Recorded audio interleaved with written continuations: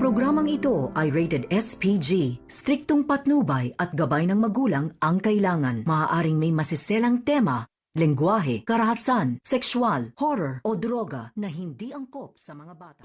Magandang araw mga kapamilya, narito naman tayo sa ating paboritong palabas sa aking channel, APG's Batang Quiapo. Isang umaga, tinawagan ni Rigor si Santino at tinanong niya kung papasok anak, hindi pa itay. Alagaan ko muna si inay. Sige anak, mayroon pa akong duty. At Santino, anak, ikaw ang inasahan ko sa ating pamilya. Kaya anak, magpakabait ka ho, itay. At sa kabilang banda naman, habang dumating na sila Tanggol at ang kanyang mga kasama sa bago nilang tinayo na negosyo, sabi ng kanyang mga kasama, bakit nandito tayo sa gubat? At ang sagot ni Pakuno, dito tayo nang patayo sa ating bagong negosyo kasi walang alam dito ang mga tao na illegal ang ating negosyo na pinatayo dito. At sabi ni Marcelo, tana kayo, pumunta na tayo sa ating laboratorio. At sa kabilang banda naman, habang si Ramon ay nag-iisa, tinawagan siya ng kanyang kasama na pina-monitor niya kay Marites.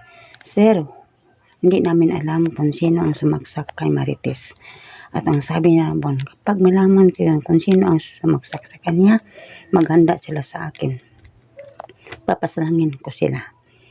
At sa kabilang banda naman, habang si Ramon ay may taong tumawag sa kanya na kanyang kasama sa negosyo na magbili ba daw siya ng illegal.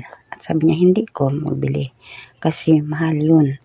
At ako ang may-ari sa mga nag-supply sa lahat ng mga illegal sa buong mundo. At sa kabilang banda naman, habang si Roda at si Marites ay nag-usapan, tinanong ni Roda si Marites kung sino ang sumaksak sa kanya. Hindi ko alam kung sino ang nagsaksak sa akin, kaya nga noon ang naalaalahan ko.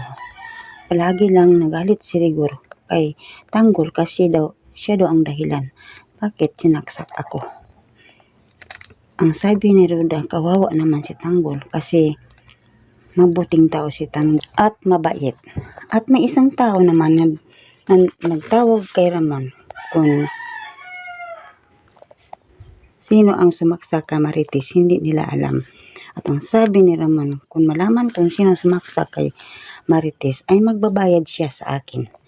At sa kabilang banda naman, tinawagan naman ni Colonel Suarez, si Rigor at si Amando na mayroon daw kunong taong pinaslang sa ibang barangay, papuntahan sa kanila at imbestigahan kung sino ang pumaslang.